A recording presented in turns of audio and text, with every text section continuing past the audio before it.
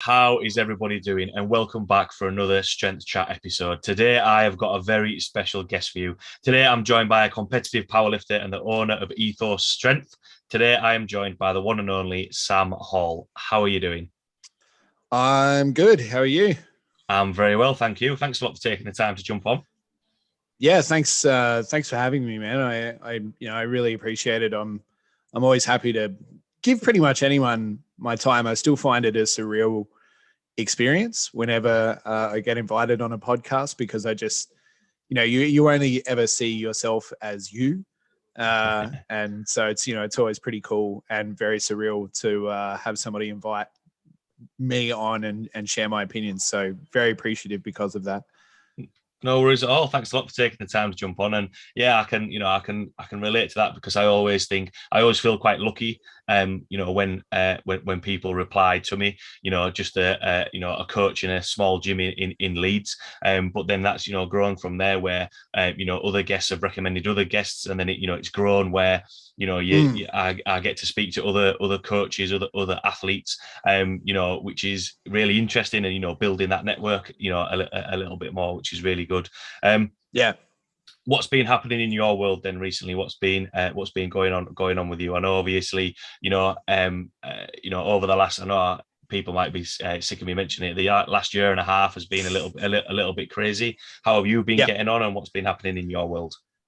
Um, you know, I probably don't have to talk for too long about the collapse of society as we know it, which pretty much happened over the last 18 months. So we've all lived through it. But certainly for us over the last 18 months, we actually saw a huge amount of growth as a business, as a coaching service. What we do, I think it was really, I don't know, almost like a blessing in disguise in the sense that we were only experiencing lockdowns, shutdowns, whatever you want to call them. We had that for about 3 or 4 months in Adelaide. It wasn't particularly extensive, but even then it's enough to just give you pause and make you reassess maybe some weaknesses in what you were previously doing, give you time to really stop and think and reassess how you were initially approaching problems. Because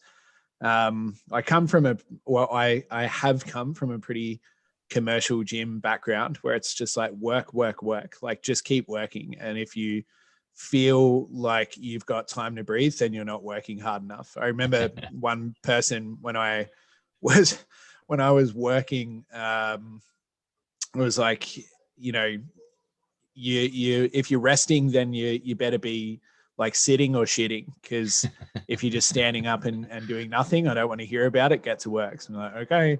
But when COVID hit, it was like, oh wait, like I don't have to do 12 hours a day at the gym. There's maybe some better ways that we can not only reframe what we do as a business, but that we can actually reframe what we do as a business in order for me to be a better coach and for me to actually give my time to people and slow down and actually focus on deepening the relationships with existing clients rather than, being the hamster on the wheel and always chasing new ones. So, I sunk a big portion of time into some really great educational resources, some courses, some kind of long form courses as well, through a couple of different organizations like Prescript, Reactive Training Systems, people that I really enjoy but never had the opportunity before.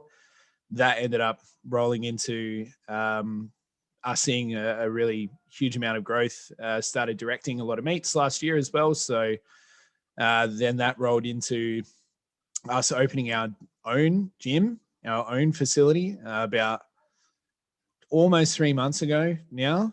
But we're doing pretty well. We've got a home for our community now. It's been a really crazy ride. I would say that we are still very much in a crazy ride, but it's been good, man. It's been surprisingly good. Like as insane as everything is, and as much as every time I turn on the TV, I just want to like scream at a bunch of politicians. Like everything outside of that has been really good.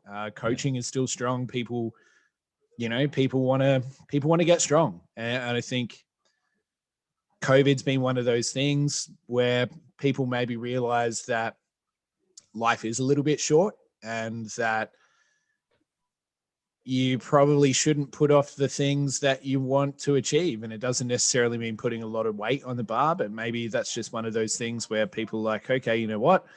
I'm going to get up and go. And we just happen to be a vehicle for that. And yeah, we did really well out of it.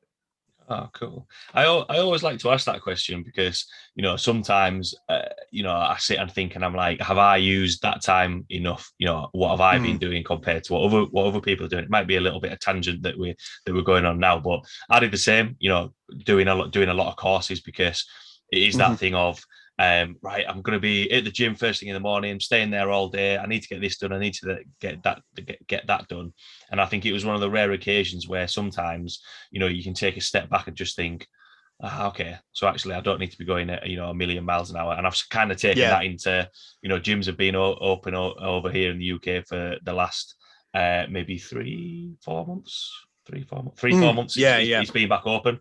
And kind of like just getting back into that routine of, no, actually, you know, you mentioned it there, you know, giving people time, you know, that's the value of it. But then equally, you know, because I know I've been at that point where sometimes, you know, you're kind of living off coffee and, you know, food from the cafe next door, and actually, you know, that isn't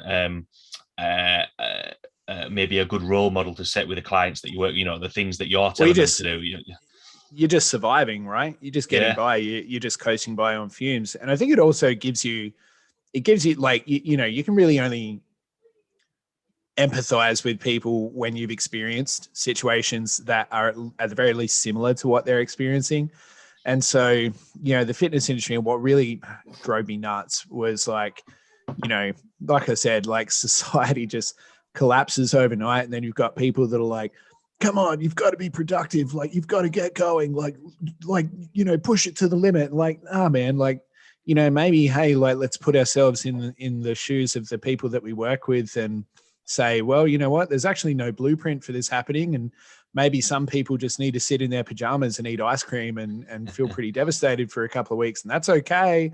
Yeah. Doesn't mean that, you know, you are less deserving of success at some point. But I think we also need to do this more often as like fitness professionals, is just like step back and have a genuine empathetic perspective for the people that we work with, and understand that maybe a lot of that just like push, go isn't the healthiest thing all the time, because often when you're doing that, you're ignoring a lot of other things. Maybe you're just trying to distract yourself from things that you probably should be working on.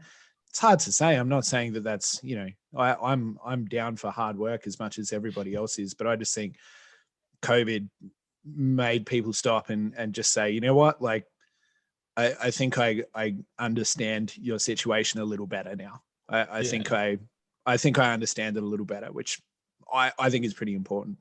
Yeah, absolutely. And I know for, you know, a lot of clients, you know, whether they just be powerlifters or people who are, you know, just general population, you know, clients, if you like, you know, realize that that the gym isn't just a case of where you come in, you know, go balls to the wall all the time. That, you know, sometimes it is more of the social side of things that actually, you know, especially from a powerlifting point of view. I know for me, you know, I didn't have a garage gym or anything or anything like that. I think I literally took like a strongman log and a couple of kettlebells, which is like, you know, right, I'm going to try and make a workout up with those.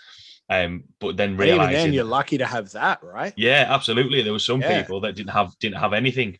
And then they got to the point where it was just, right, we're just going out for walks and realizing that actually, you know, getting out, getting your steps in, you know, being outside is important, spending time with, you know, family and that sort of stuff, and realizing that, oh yeah, you know, if I don't have a very good squat session or anything like that, it's not the end of the world. And then coming back is a case of like, right, actually, you know, I've got that enjoyment for it, because everyone starts training because they enjoy it. They don't start training, you know, for, you know, just to beat themselves up or anything. They do it because they enjoy it. I know I train, but, you know, because I enjoy it. You touched on a little bit of a background there, you know, opening the gym over the last 3 months. For everyone listening who might not know your background, you know, your involvement in powerlifting and coaching, do you just want to give a little bit of a background to yourself? Yeah, sure. I actually got into powerlifting pretty late. Like I am not as I'm not like a grizzled veteran of powerlifting. Like I haven't been doing it for decades or anything, but initially became a strength coach in Canada in when I moved over there in 2014, and I fell in. I remember I used to like think powerlifting was dumb, right? Like I used to think it was dumb, and I'd be like, they're unfit, they're crazy. Like, what are they doing? You know, they don't know what they're doing. It's like deadlifts are dangerous, squats are dangerous. These are all things that I've said, right? That have come out of my mouth at some point.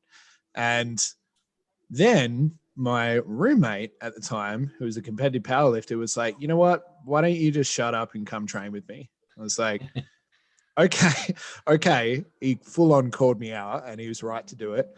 And I went and did it. I'm like, this is the best. This is just like so incredibly fun. And I've really pursued it ever since. Like I've been competing since I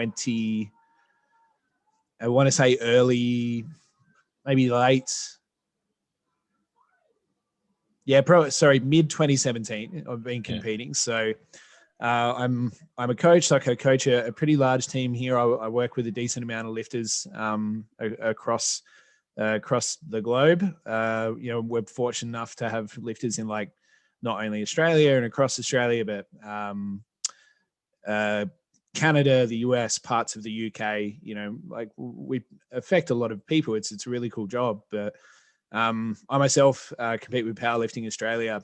I'm currently a 120 because I finally heeded the advice that I was too tall to be a 105, which I am. I'm 6'4", right? And I was competing in the 105s. People were like, no, dude, like you have to go up. So eventually did that. Holder of currently squat 245, bench 205, deadlift 273. So just chipping away at things, but I definitely see myself as a coach before a competitor. At the same time, I love competing, and like I just absolutely love it. So I've been coaching for 7 years now, and prior to that, I was a high school teacher. So, you know, for me, it's always just been this vehicle of what's the most positive change that I can affect in the world. You know, what's the most positive influence that I can have over other people, because I never really had an interest in working with anything but people. I've always wanted to work with people. It's just been something about it, and something about giving people that almost that moment of realization where they, you know, go from being quite doubting of their own capabilities to just having that one thing make everything fall into place for them. And they have that realization like, no, okay, this does make sense. I just needed to sort of stick with it long enough. And seeing that in people is just everything to me. So it's a pretty easy transition going over to powerlifting and weightlifting, because weightlifting is inherently cooler than English teaching too. So it's a much easier sell. Oh, cool! I can really, I can. There seems to be a lot of common themes between us there, because I know for me going up to the 120 class, it was getting to that point where I just kept nudging up, and I'm like, I'm just gonna have to stay. It's almost like you're like, I just can't be bothered cutting down to 105 anymore. That's probably the biggest thing. Yeah, absolutely. And it's interesting, you know, because one of the questions, especially when, you know, speaking to coaches who are competing in powerlifting, but also coaching powerlifting, it's kind of one of those things as, you know, what do you identify as, you know, a lifter or a coach? And I think sometimes, you know, lifters, especially on competition day, have to be very selfish in terms of what they're doing, you know, because it's their performance. Whereas from the coach side of things, you know, I feel like I get more excited about my lifters competing sometimes than me competing myself, even though, you know, I do really enjoy competing. So yeah, that's interesting on that, because especially with the, you know, the hours that you put in with the clients to get them on the platform, you feel as much invested as them as the lifter. In terms of the coaching side of things, diving into a couple of topics that I had in mind, coach for quite a number of years now, and you mentioned there, getting involved in powerlifting a little bit later, and then realizing that, all right, this is pretty cool, and you mentioned there about doing one thing, it falls into place, and then they can see a little bit of progress. How was your approach in terms of, especially when people, this is probably more so for beginners getting involved in Yeah. powerlifting, but also, people coming from other strength sports to powerlifting. How do you sort of, get them started in terms of that goal setting and that mindset? Because I know, I've had some, really strong clients who have of the same opinion. Well, I'm not doing powerlifting because I want to get unfit. I'm going to get overweight. I'm just going to, Yeah. whereas actually it's like, I think that old school mentality of, I'm just going to put as much weight as I can on and lift as heavy as I can. Whereas actually you look at some of the top lifters now, they are athletes, I think they're a little bit more well-rounded. What are sort of your thoughts on that and sort of the process, in working with the lifters that you work with? I think a lot of the time when we work with lifters, I very rarely, and it's funny because the majority of the lifters, like the majority of our current competitors and lifters that we work with, do compete, but also had never competed prior to working with us. I would say the overwhelming majority of the people that we work with are in that position. And my focus in working with people is, I don't want to oversimplify it, but it's really just like give them what they want. Like a lot of the time when somebody comes in and they're like, oh, I just want to get a little bit stronger, or I just, I want to feel X, Y, and Z, as long as you get to the root cause of that, it's like, okay, well, you want to get stronger to do what? Okay, you want to be able to, wake up without pain, or play with your kids, feel better, not be out of breath when you're walking up and down stairs. All of that is valid. All of that to me is as insanely valid as somebody walking up and saying, I want to hit a world record squat in, the 105 juniors. Like you tell me that, I'm like, okay, I'm on board. You tell me I want to walk upstairs without feeling out of breath and I want to feel confident in my own body again, I'm on board. Like all of that makes sense to me. And I really just try to hold it all to the same standard and think, okay, well, how do we get people there? Like, how do we get people to that point? Because I think that ultimately the sensations of strength and performance, whatever lens we want to pass it through, I think those like sensations are quite fundamental to all people.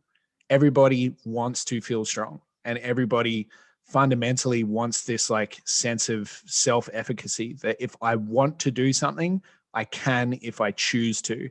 And I think that that's such an incredibly powerful idea. And that's really what we focus on, right? I very rarely push people to be on the platform. Most of the time when we end up getting people competing, they're like, when can I compete? Okay, well, now you can compete whenever you want because you're asking me to. Like, I'm not a gatekeeper. I don't tell people that they're not allowed to compete, that, none of that. I really try to normalize that experience as much as possible for people.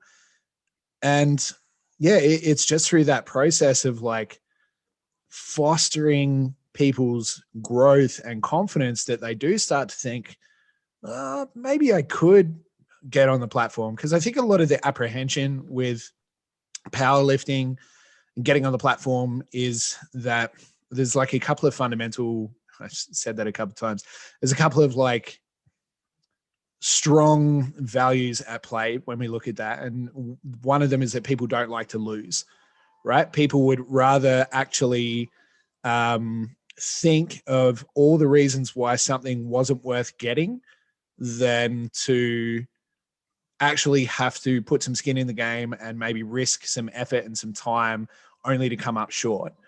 But the thing with that is, my opinion and what I communicate to all of our clients is that is the only way you could ever lose, is by talking yourself out of something that you actually want and saying, you can't fire me, I quit. It's not even worth it. I didn't even want that stupid platform anyway. It's like, well, nobody actually wants the medal and nobody actually wants to be on the platform, but everybody wants to feel strong and everybody wants their moment in the sun. So when you're telling me that, like, I didn't even really want it that much, it's like, I don't buy that. Yeah. So it's less about the victory and it's more about the effort. Effort in itself is the reward. And I'm not talking about like back-breaking labor, because how people perceive effort is going to be different person to person, right? Like if you compete in powerlifting, or if I compete in powerlifting, we're going to have a much bigger work tank than somebody who's just like, I work as a doctor and I've got 2 nights a week that I can put aside where I'm not with my family or at work, and I really want to get into powerlifting. How do I do it? Well, that's when you have to start meeting people where they are and start appealing to those like fundamental emotional processes and really put yourself in their shoes and be like, okay, like what do we have to do to get this person feeling successful and stringing together some wins? In terms of like overcoming, I mean, does that make sense? Yeah, definitely. Before It I is one like of those. start rambling, yeah. Yeah, no, it is one of those things that, when you're mentioning there of, when people say that, they want to compete, or when can I compete, they've already sort of like met people halfway there. It's interesting that you mentioned, about, because there's going to be a certain percentage of people who are going to go on to be national, world, world champions, and it is one of those things of, that's why I mentioned about mindset, because sometimes you can look and just think, all right, well, I want to go and do that. And sometimes that can be a little bit of a hindrance, rather than thinking, you mentioned there, have your moment, in the sun, which is, for all those lifts, the focus is on you. And I think powerlifting is one of those sports where, coming from a rugby background for myself, it was a case of 15 against 15, right? Us against you.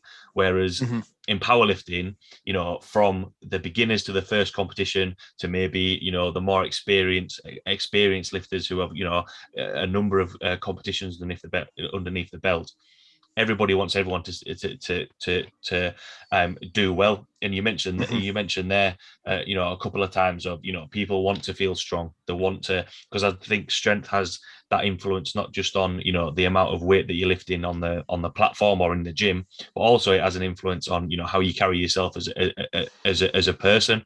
And that kind Yeah. of goes into the next question that I was going to ask, in terms of, managing people's, expectations, and kind of the Mm-hmm. pros and cons of that. Because you mentioned there, I'm a junior lifter, I want to do I want a world record squat. Right, okay, so Mm-hmm. how far are you away from that? And giving them what they need, but then also realizing that, right, okay, this is the work that we need to put in, as opposed to somebody who, I'm a little bit unsure about competing, but then you look at the training and they're stacking out, their squat with all the 25s, and it's like, right, okay, so we're a little bit further along the road now. We just need to Mm-hmm. increase that confidence a little bit. How do you sort of manage the expectations, and your approach in managing that and pushing people when they need to be pushed, and maybe Yeah. holding people back a little bit sometimes? That kind of makes sense. Yeah.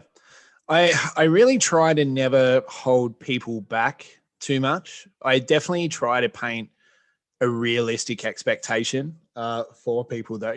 For instance, if somebody comes and they've never competed, they're like, I want a world record squat. They're like, okay, well, let's start with your first competition, right? Like, because you don't even get a sniff at it yet, man. And it's not like one of those. Like, it depends on the person, right? Like, I could sit there and be like, you got to pay your dues, and you got to earn it, bro. But all of that's true. I'm not saying it's untrue, but I'm not convinced how helpful that is Yeah. in talking to someone like that, because I think that often if you say that, they're probably just going to say, screw you, and then go down the road until they find somebody that just tells them that they can do it. Yeah. Whether they're going to be successful at it or not, they'll just go find somebody else, when in reality, they approached you because they saw something in you as a coach that they felt they identified with, they resonated with. And now is not the time to be right. Now is the time to help them. And that doesn't necessarily mean stomping on it or letting them just think that they can do it straight away. It's really just like, okay, if you want to get to worlds, you have to win locally, then you have to win at states, then you have to win at nationals, and then you have to win at worlds. It's as simple as that.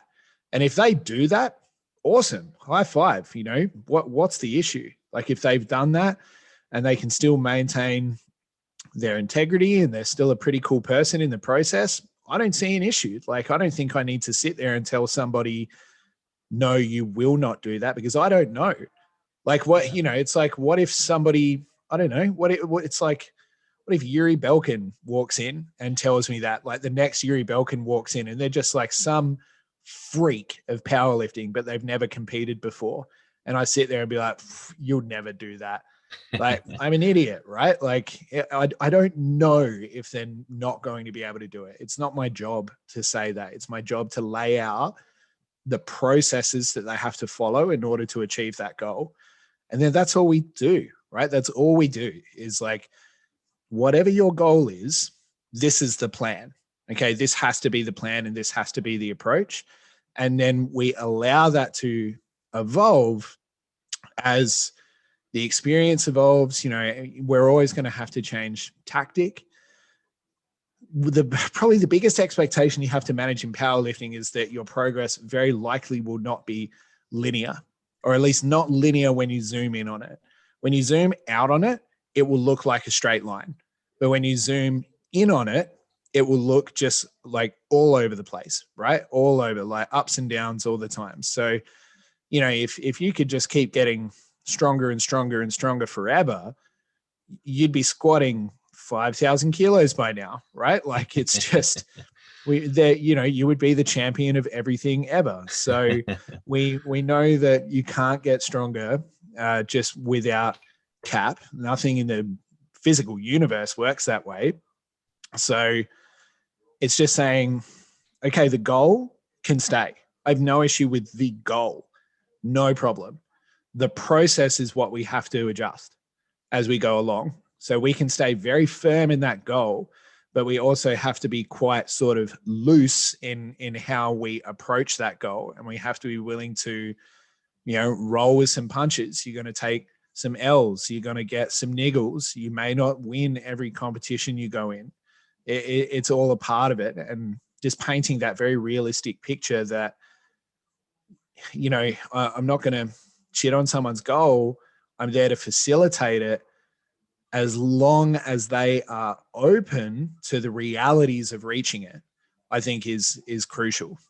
Yeah, definitely. It's one of those things where, you know, I wanted to touch on that topic because I think, especially with gyms being closed for such a long time, competitions, you know, coming back in, I think people are wanting to get involved and, you know, feel a part of something. Mm-hmm. And it's kind of one of those things there, like, you know, when we're speaking about coaching and putting that plan in place, I think it can sometimes be, or I get a feeling that there's sometimes be there's a category of, you know, a coach where I'm going to get you generally stronger and fitter and all those sort of things. And then it's as though if you're a powerlifting coach, it's just a case of we're going to be very selective about who's going to come in and train. Like if you're not strong enough, you can't be part of that club. Whereas actually it's that thing of blending it together where there's still a process for it. Like, you know, there is the whatever your level is, we still go through that processes of, you know, what is it? What's the plan that we need to put in place? It's not just a case of we're going to come straight in and just do, right, you're doing squat, bench and deadlift. That's it. Right. Okay. Is the things that we need to, you mentioned there, like niggles or movement or anything like that. There's a certain standard that needs to be hit and there needs to be a process from there. Whereas I think sometimes, you know, people can feel as though, you know, powerlifting is only a certain amount of people that can do it. Whereas, you know, the process that you've explained through there is, you know, we can meet them, you know, where they're at, managing their expectations and just being like, look, you know, because I think sometimes, you know, when you mentioned there about a person going from coach to coach, I think sometimes it can be a case of, you know, just saying, well, you're not going to achieve that, but you don't know the person that it is. You know, there's sometimes no idea. Yeah, there's some people who are like genetically are just going to be like just awesome, but then again, you know, there's other people that have worked at it and they get to become, you know, higher up in the rankings, and it's a process. Because I do think, and you know, I'd like to know your thoughts on the case of, you know, you're not the same lifter that you are when you started to when you are 5, 10, 15 years down the line in terms of experience and all those sort of things. Yeah, I mean, absolutely. There is no way I am the same lifter. Even just over the last like 7 years. And I know that I'm absolutely not going to be the same lifter another 7 or 10 years from now. It's just, there's no hope. And I think that as well, like you have to grow with the sport, right? And I don't mean like get stronger. Like, of course, like that's going to happen. Like if you can just stop yourself from burning out and, you know, don't train yourself into the ground, if you just keep training and you just keep competing 2-3 times a year, you'll get stronger. You'll be so much stronger than you were 10 years ago if you compete for 10 years. But you need to like grow with the sport, you know, mentally, psychologically, you know, emotionally, like all of that. Like, you know, there's no way, if anybody's 21, like don't take any offense to this, but, you know, I don't want to be the guy I was at 21. Like, you know, mentally, I look at that, I'm like, oh my God, that's embarrassing. And so like, why would my lifting be any different? You know, it's like, we're all just growing and getting better. And the same token, like, I don't think there's any age cap. I don't think there's any body type. I genuinely believe that powerlifting is just for everybody, like everyone. We've got people that, you know, I've got a client, she came in and she just wanted to touch, like she genuinely just wanted to be able to put on her socks without pain. And now she's won like 3 gold medals in masters lifting, right? She's in her 60s and she's won 3 golds. And it's like going from that, like, I just want to be able to put on my socks, to now being like a competitive masters lifter. It's like, there is no one person that can do this sport. Anyone can do it. It's just, you know, it's like anybody that's succeeding is only succeeding at what you pay attention to, right? So of course we're going to feel kind of ostracized or under a certain level of pressure when we're only seeing the most successful lifters doing their thing. We're only watching like the best in the world being the best in the world. Like, yes, that will put an immense amount of pressure on you, but that's not really like, you know, 99% of the sport, where most people are just cool people wanting to get stronger and compete and gain that sense of victory within themselves. And I think it's important that we do communicate that to people. And so again, that's a part of like growing and developing as a lifter. Your maturity as a lifter isn't just the kilos on the bar. It's recognizing that when you start, you're probably highly motivated by what's going on the bar. And then over time, you just fall in love with the sport. As cheesy as that sounds, like you fall in love with the community of people. Like there's probably a bunch of people that you don't really hang out with day to day, but after every time you compete at nationals, you're going to have beers with them, and you're having burgers and beers with them, right? You're having a good time with them. You get excited to see people that you maybe haven't seen in a year or so because they're going to be at a competition. You know, it's like this sense of competition, and what this sport can do is so much more than kilos on a bar. And the more you start to recognize that, the more you start to not only appreciate it, but take that pressure off of yourself. And in my opinion, start to become a better lifter. Because when you're no longer just like pushing for the huge PR, and you can start to enjoy yourself, not only is the process more enjoyable, which will make you want to do it more, but you're going to be able to actually use your brain to strategize on the day instead of being panicky and hyper aroused and wound up. You're actually going to be able to use your brain to start to strategize and, you know, beat people on the scoreboard and do some more clever things on the run sheet that maybe you didn't even think were possible when you first started out. You can actually win on strategy a lot of times in powerlifting if you're smart about it. I think that's a good way of looking at it. And, you know, especially there, you know, when you mentioned about your masters, you know, a client, it kind of debunks the myth that, oh, well, if I do powerlifting, it's just lifting heavy weights and you're going to get injured. Whereas actually, you know, sometimes, well, it's not even sometimes, you know, there's research out there that says that, you know, powerlifting, because it's probably one of the only sports where the training is the actual competition, the amount of injuries that you're going to get, actually, if you focus on good programming, good technique, you know, and look after yourself, injuries are pretty low. And I think sometimes when people think, oh, so I've got to max out and go balls to the wall all the time, you mentioned that sometimes you will see people who are doing strategy where they can maybe leave a couple of kilos on the platform, but because of the strategy that they've put in place and they've thought about it a little bit more, then that way leading into the next competition, they can progress a little bit more and progress a little bit more, rather than, I can't remember who said it, but there's someone, put something out there saying people only have a certain amount of grinds in them per competition, yeah, you know what I mean? And it's like, if you're doing that it's all like the time, it's like, one per comp. It's kind of that thing of, you'll just feel beat up all the time if you're pushing it to the limit all the time. Whereas actually, and it's just like, it's not motivating, right? It's not conducive to good training. Like you see so many first, and this is like maybe one of the things that gets passed down the pipeline a bit, is like so many people compete for the first time and then they get programmed like stupid amounts of volume because it's like, super compensation, man, you'll be okay come, meet week, everything will feel better. And then they compete, they grind out a bunch of lifts. Maybe they get a couple of kilos on the PRs. Maybe they get some awesome PRs, but they wake up the next day and they feel like they've been hit by a truck. And then they're like, I have to do that again. Like, shit. And like maybe 1 or 2% of people will be like, yes, I get to do that again. I love this feeling. But like 98% of people are going to be like, I don't know if I can do this. And it's just like, it's such an odd approach to like getting people to compete or like grow the sport. I just don't see it.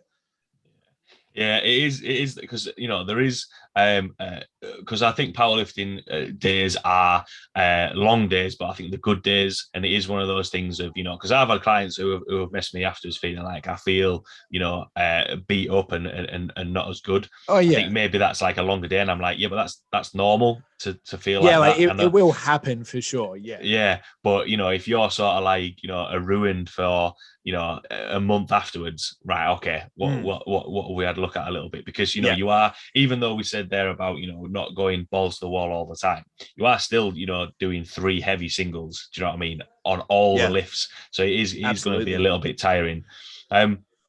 You mentioned there obviously about developing as a lifter, and being a little bit smarter in terms of your training and your competition approach.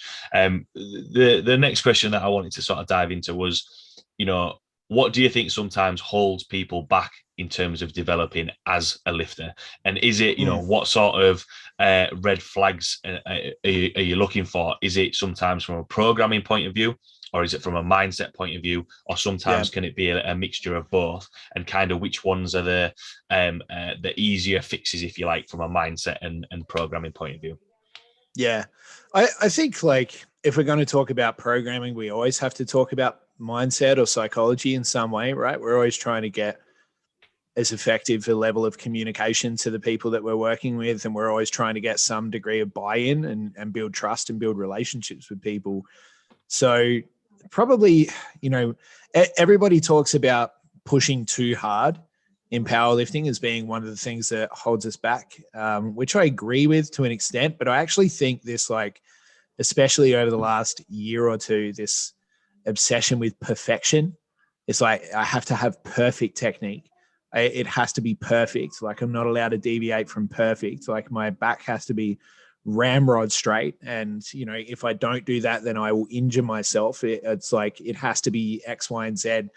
I think is not helpful, right? It's just not helpful for a lot of people, because number one, it's completely unattainable.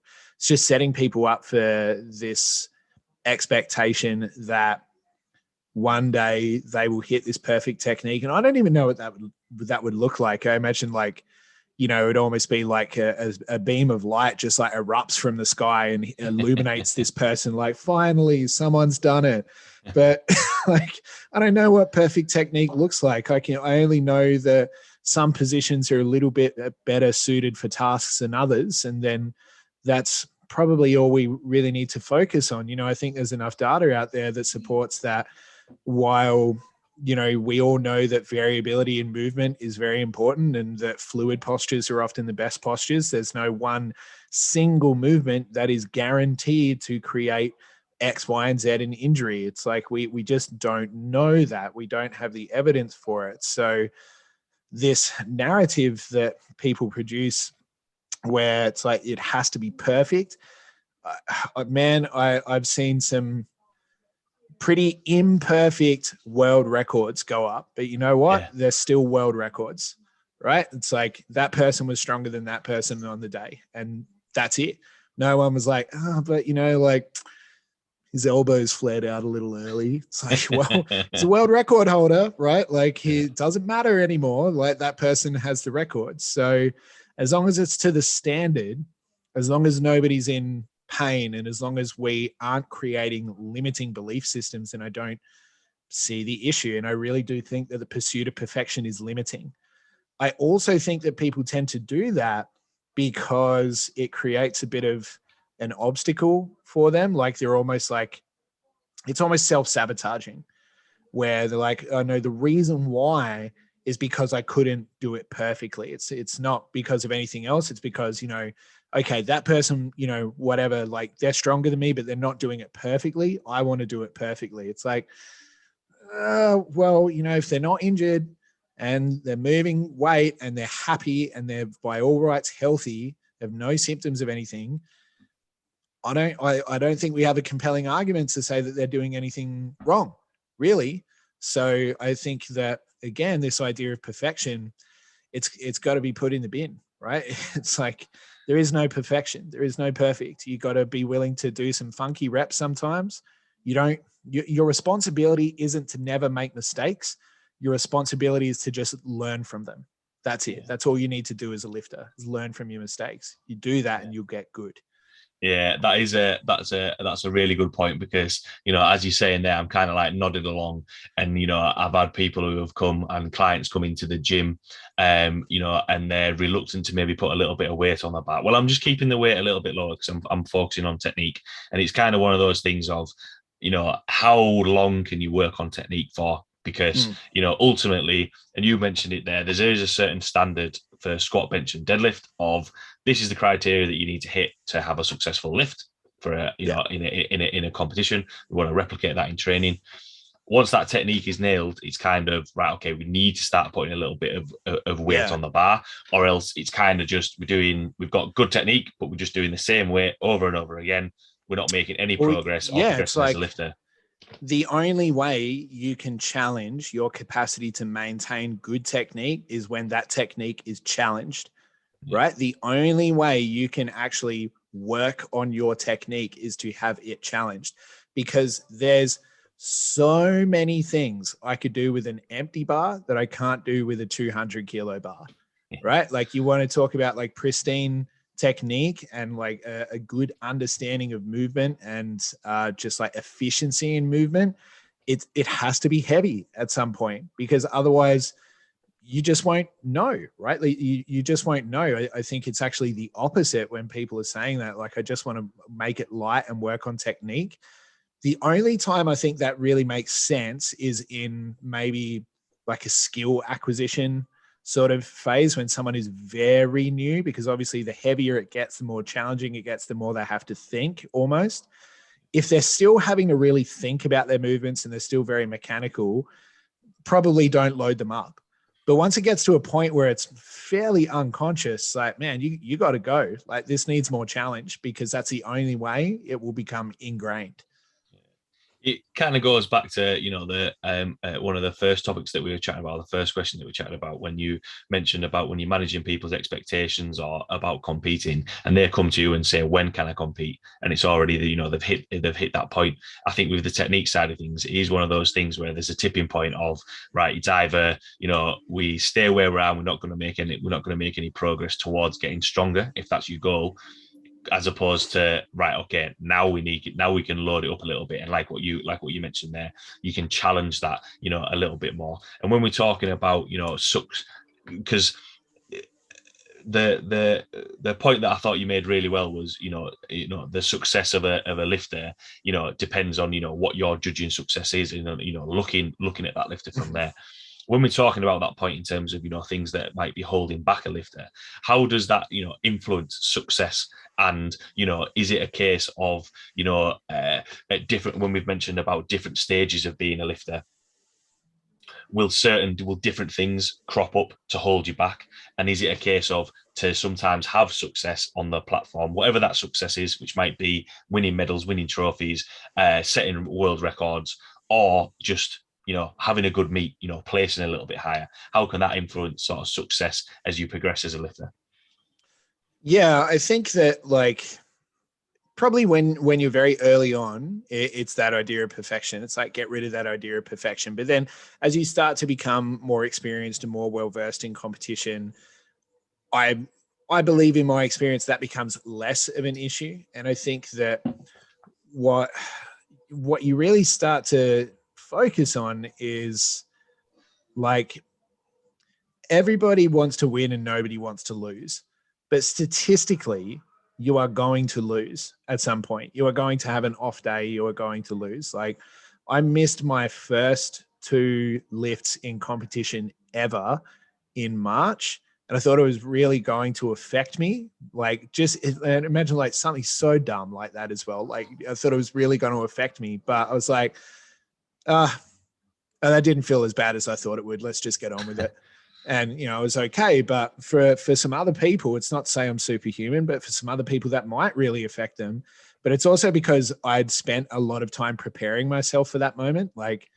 You are going to miss a lift. Eventually you're going to miss a lift and you need to be prepared for that. And when it happens, you're going to have to just shrug it off and keep going, because you can still win that meet, or you can still put together an amazing total, right? You can still put together an effort that you're proud of. But if you just throw all your toys out the pram whenever one thing goes wrong, then you're probably going to have a very short shelf life, right? You need to create sort of this sense of anti-fragility in you as a competitor. You need to be willing to acknowledge that the things that go wrong are often the things that will make you better as a competitor in the long term. The things that go right are the things that are very rewarding short term, but the things that go wrong, when you miss a lift or you react poorly to something, as long as you have a capacity to reflect on those, they will make you better. So it's not only looking at giving people a realistic expectation that eventually they will have a bad day. If you have enough good days, you have a bad day. It's reality. It's contrast. But that those bad days are actually necessary for you to become better. Because if you don't have one, you'll never really know what was missing, what wasn't being looked at. And again, like I said before, when people are successful, they're successful at the things that they want you to pay attention to, in the same way that people can be very successful externally, especially in lifting, but until that one thing goes wrong, they will never have known that that was a gap in their game, that was a flaw that they had. Once it happens, the light is, the spotlight's on it, and you go in and you fix it, and now you're a more well-rounded competitor and you will do better next time.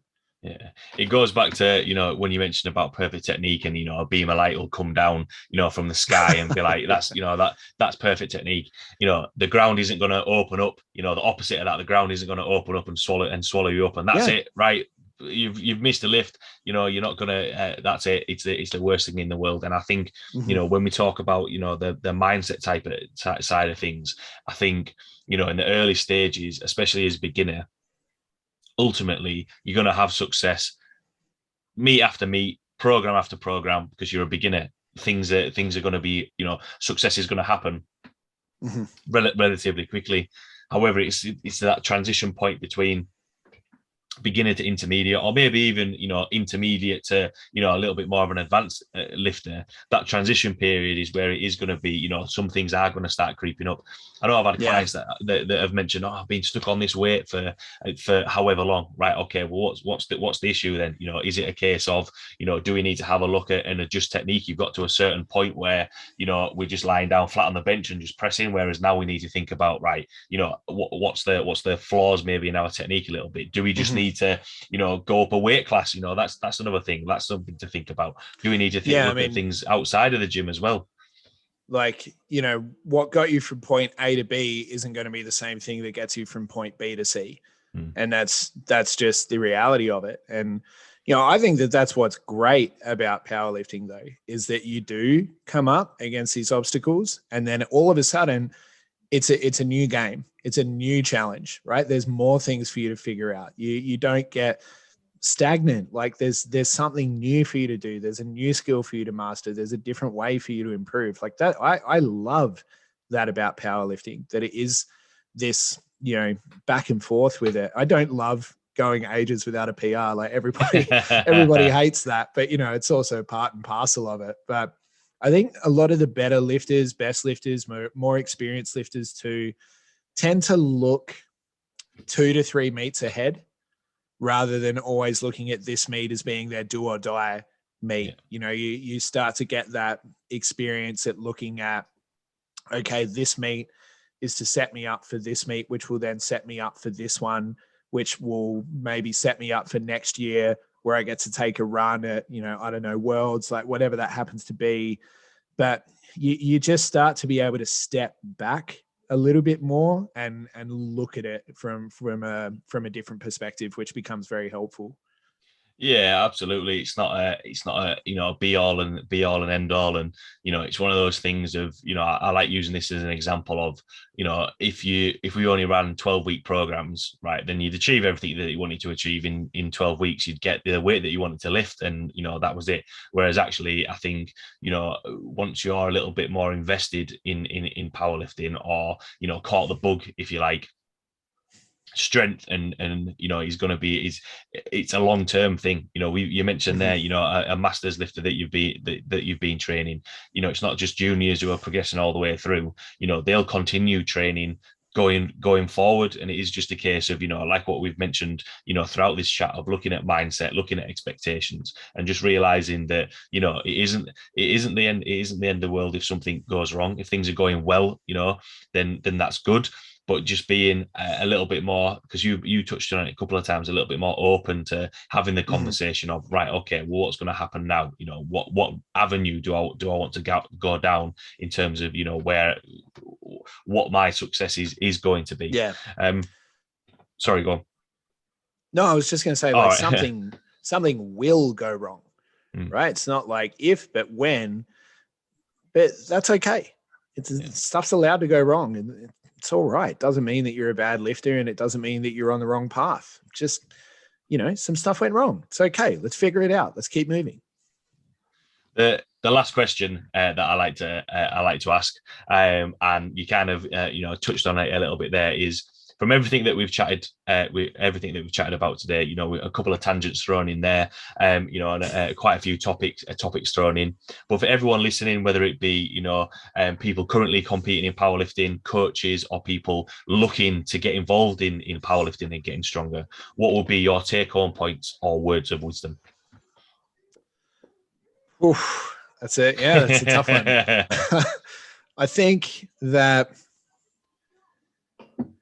just, it's a cliche, but powerlifting genuinely is a long-term game. And if it's a choice between only doing something for a short period of time, like putting yourself under, the brightest candles burn out twice as fast, or the brightest flames burn out twice as fast. And for me, if it's a choice between smashing it as hard as I possibly can and maybe making an impact on, the sport, like maybe I'll have my name up somewhere briefly before somebody invariably overtakes it, or taking my time, I'll push my training. I'll train hard, sure. And I love training hard. I like seeing all of my team train hard, but just slowing it down and just appreciating the people around you, having more of an impact on the people around you, rather than thinking about what's the mark I can leave on the sport. Think more about, like, what's the impact that I can have on the people around me, and how can I inspire them to take up something that means as much to me as powerlifting does, or as much as strength training to me, means to me. How can I inspire them to take this up? Like, what kind of experience do they need? What kind of community do they need? What do they need to hear? What do they need to feel? What do they need to see?